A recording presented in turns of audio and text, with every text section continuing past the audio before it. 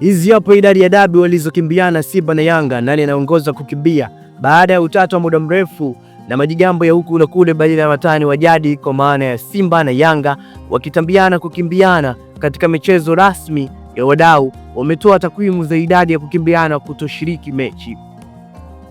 Zaka za kazi amemaliza utata kwa kutoa takwimu ya timu gani ambayo imeongoza kukimbiana na kukimbia dabi ya Kariakoo mara nyingi zaidi kuliko nyingine. Zaka za kazi akiwa studio Wasafi FM kwenye kipindi cha Sport ya Lera. Wasafi FM alisema Yanga ameikimbia dabi mara 4 na Simba ameikimbia dabi ya Kariakoo mara 3. Fahamu mwaka na sababu ya kuvunjika kwa dabi. Dabi ya kwanza ilikuwa ni mwaka 1969, Simba aliingia mtini na sababu ilikuwa hivi.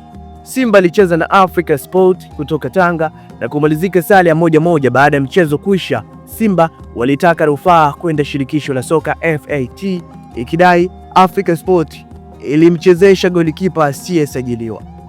FAT ilitupilia mbali rufaa ya Simba kwani Africa Sport walishatoa taarifa sababu ya kumchezesha kipa huyo.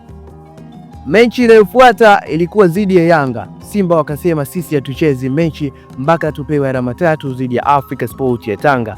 Dabi ya pili mwaka 1992 Yanga waliingia mitini sababu Yanga alikuwa amesha tawaza ubingwa, hivyo wakaona haina haja ya kucheza mechi yao ya mwisho dhidi ya mtani wao. Hivyo walipokonywa pointi 3 na magoli na kupigwa faini ya shilingi 250,000, pesa ambayo ililipwa na mtu mmoja tu, Murtadha Dewji, ambaye alitoka Pan Africa na kujiunga na Yanga. Dabi ya tatu mwaka 1996 Simba waliingia mtini, kipindi ambacho walikuwa moto kweli kweli, kwani ilikuwa kipindi ambacho wanashiriki mechi za CAF na walikuwa na mchezo dhidi ya Chapungu Rangers kutoka Zambia. Katika harakati za kuwakabili Chapungu Rangers, katika harakati hizo walikuwa na mchezo dhidi ya Yanga African pia, na Simba waliandaa barua katika shirikisho la soka FAT lakini hawakusikilizwa na ndipo waligomea kupeleka timu uwanjani.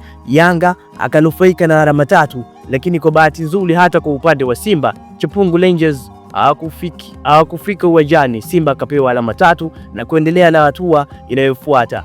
Dabi ya 4 mwaka 2002 Yanga alikimbia mtini sababu ya Yanga ilimsajili mchezaji Said Maulid SMG ambaye alikuwa mchezaji wa Simba, lakini pia taarifa kutoka mamlaka ya ndani ilisema mchezaji huyo sio Mtanzania, ni Mkongo, jambo ambalo Said alikanusha. Said Maulid alishikiliwa na kuwekwa ndani, jambo ambalo liliwafanya Yanga wasusie dabi. Dabi ya 5 mwaka 2008 Yanga alikimbia mechi katika mashindano ya Sekafa au Kagame Cup. Simba na Yanga zilishiriki na zote zilitolewa hatua ya nusu finali, hivyo ikabaini wakapambanie mshindi wa 3, ila Yanga hakutokea.